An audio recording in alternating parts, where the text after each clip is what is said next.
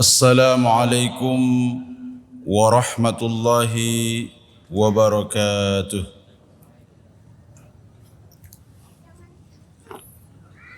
Alhamdulillahi rabbil alamin wal aqibatu lil muttaqin wala udwana illa 'alaz zalimin.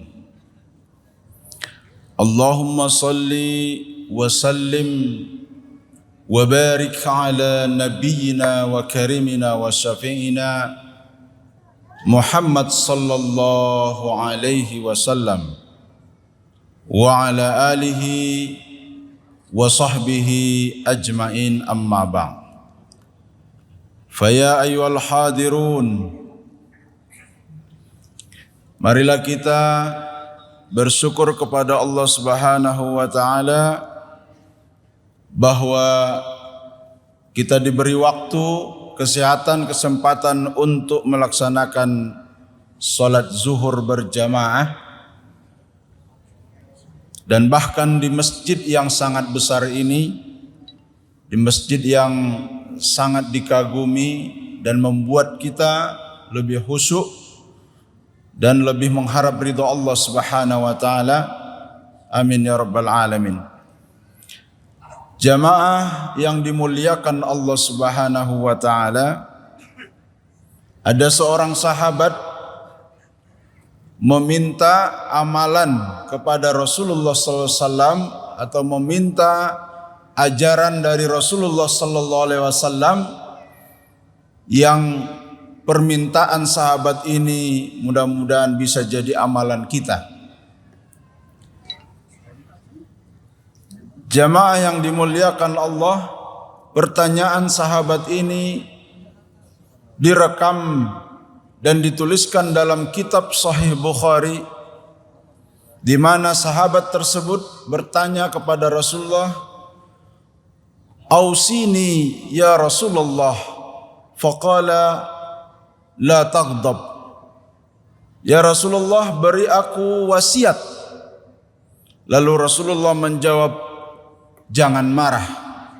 Faraddada miraran faqala la taghdab. Lalu sahabat tersebut, "Ada lagi enggak ya Rasulullah?" Dia mengulangi beberapa kali jawaban Rasulullah, tetap la taghdab. Tentu kita semua memiliki amarah. Saya yakin betul bahwa kita pernah mengalami marah. Kita pernah emosi, kita pernah sangat benci kepada sebuah situasi atau kejadian yang karena itu kita menjadi sangat marah. Tetapi kata Rasulullah kepada sahabat itu, jangan marah. Kalau saya yang ditanya, la taghdab, jangan marah, ini bisa kita maknai kelola emosimu. Bukan berarti kita tidak boleh marah. Karena emosi, marah sudah ada di dalam diri kita dan itu fitrah manusia, maka pasti akan berfungsi, tidak mungkin sia-sia Allah jadikan bagian dari badan dan tubuh kita. Jadi pasti ada pasti ada suatu waktu kita akan marah. Tetapi kata Rasulullah, kelola emosi, kelola amarah. Maka jamaah yang dimuliakan Allah Subhanahu wa taala, apa itu marah? Marah berasal dari bahasa Arab yang terdiri dari 3 huruf, yaitu ghadaba atau ghadiba, yang bermakna iradatul intiqam, yang artinya adalah ada keinginan balas dendam, ada keinginan membalas. Jadi dari makna ini boleh dipahami itu, kalau ada suatu kejadian lalu kita ingin membalas, maka kita boleh sadar, oh ini saya sudah mulai marah nih.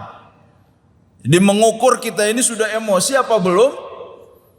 Kalau kita sudah ingin membalas, maka itu sudah mulai permulaan dari marah pada diri seseorang.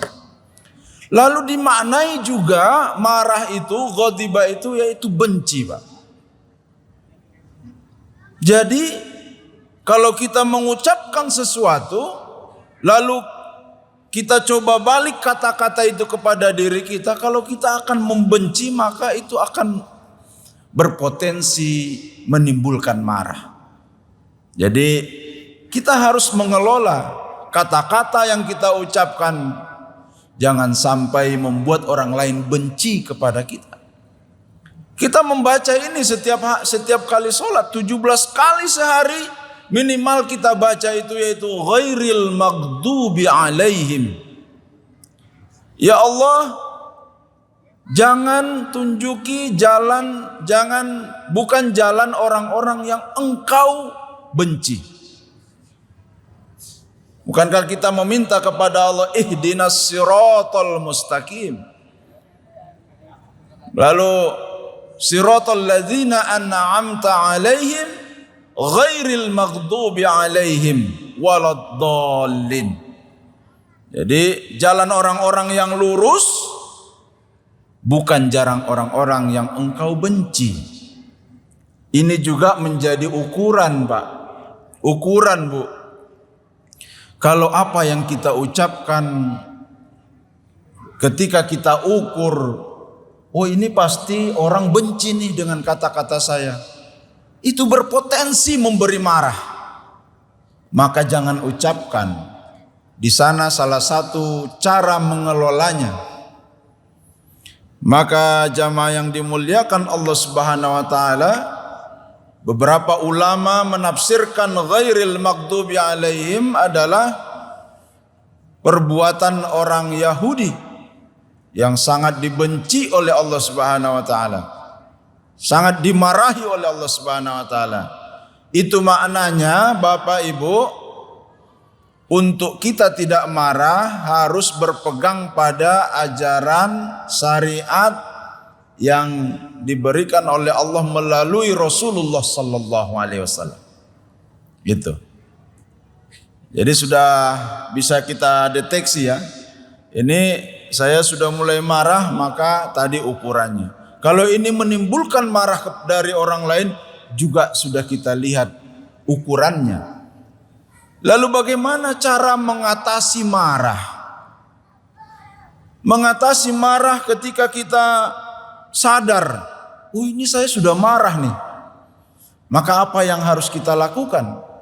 Maka Rasulullah sallallahu alaihi wasallam memberi ajaran di dalam hadis, jika kita marah maka segeralah membaca a'udzubillahi minasyaitonir rajim.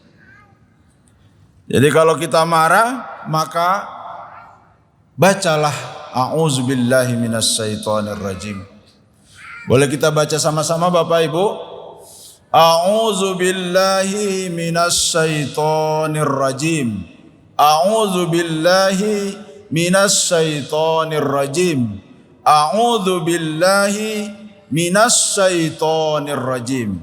Jadi ingat Bapak Ibu, ketika Bapak Ibu terlanjur marah, segeralah a'udzubillahi minasyaitonir rajim. Itu yang pertama. Yang kedua kata Rasulullah sallallahu alaihi wasallam, jika engkau terlanjur marah, maka untuk mengatasinya segeralah diam. Idza ghadaba ahadukum falyaskut. Kalau kalian terlanjur marah, segeralah diam. Karena orang yang marah, kata-kata yang keluar dari dirinya tidak bisa dikontrol. Semua keluar. Yang itu menimbulkan marah-marah yang lain. Bahkan itulah yang diinginkan oleh setan. Maka jamaah yang dimuliakan Allah Subhanahu wa taala, sampai-sampai Rasulullah mengatakan orang yang kuat itu bukanlah orang yang berbadan kekar, yang fitnessnya 3 kali seminggu atau setiap hari. Laisa sadidu bisur'ah, Wa innamas syadidu alladzi yamliku nafsahu 'indal ghadab.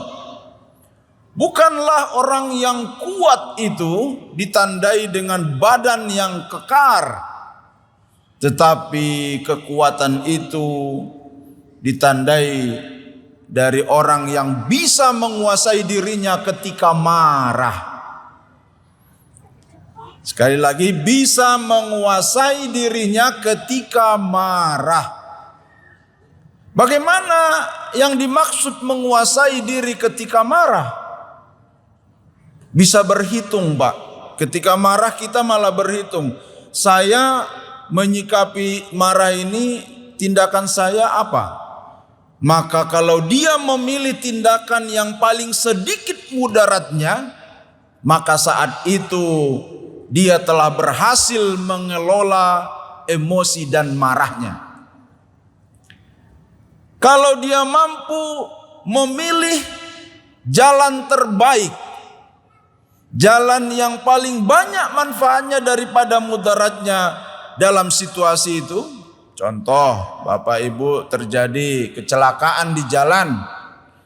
Kalau tindakan kita justru win-win solution yang bisa membuat baik kepada kedua belah pihak, itu namanya sudah mampu mengelola emosi, mengelola marah. Tapi kalau dituruti semua, maka masuklah setan di situ. Makanya kata para ulama, kenapa Rasulullah menasihati kita untuk melakukan aksi diam ketika marah? Karena kalau kita bicara, semua yang akan kita lakukan itu adalah yang diidam-idamkan oleh setan. Pasti buruk dampaknya, pasti buruk hasilnya, karena tidak dipikirkan, tidak dirasa, dan tidak dipertimbangkan. Kemudian jamaah yang dimuliakan Allah, kalau juga terjadi marah umpamanya kita dengan pasangan, maka kalau berdiri duduklah. Kalau duduk masih marah, berbaringlah. Kalau berbaring masih marah, menjauhlah, saling menjauhlah dulu. Ada sebuah cerita di Yaman itu, kalau ada suami istri yang bermarah-marahan, mereka justru berjauhan. Komentar-komentarnya itu diberikan melalui surat. Jadi surat menyurat, Pak. Dari surat itu, yang dikatakan dalam surat itu justru yang baik-baik. Akhirnya marah dari waktu ke waktu, jam ke jam, menit ke menit, semakin mengecil, semakin padam. Ini yang patut kita contoh. Kalau terjadi marah, tidak usah dipaksakan harus selesai saat itu juga. Kalau memang tidak bisa mengecil amarahnya, cari jalan, cari cara, apa yang terbaik. Enggak mesti juga kita harus surat-suratan di rumah. Cari cara yang sesuai dengan kita di rumah. Kan ini WA-WA-an kalau hari ini. Ini nanti Bapak beli dulu kertas ke fotokopi, pulpennya lupa balik deh gitu. Gitu, tidak mesti ya. Yang jelas apapun caranya, tutfiul ghadab, harus mematikan api amarah. Kemudian yang terakhir, tips daripada hadis kepada kita untuk mengelola marah ini, banyaklah berlatih, Pak. Banyak berlatih mengelola marah. Paksakan diri untuk berlatih mengelola marah. Jadi jamaah yang dimuliakan Allah Subhanahu wa taala, kita berdoa kepada Allah untuk bisa bersikap yang terbaik, bisa melakukan yang diridhoi oleh Allah. Karena marah itu tidak disukai oleh Allah, maka kelola emosi kita. Itulah yang bisa saya sampaikan, mudah-mudahan ada manfaatnya. Wabillahi taufiq wal hidayah. Wassalamualaikum warahmatullahi wabarakatuh.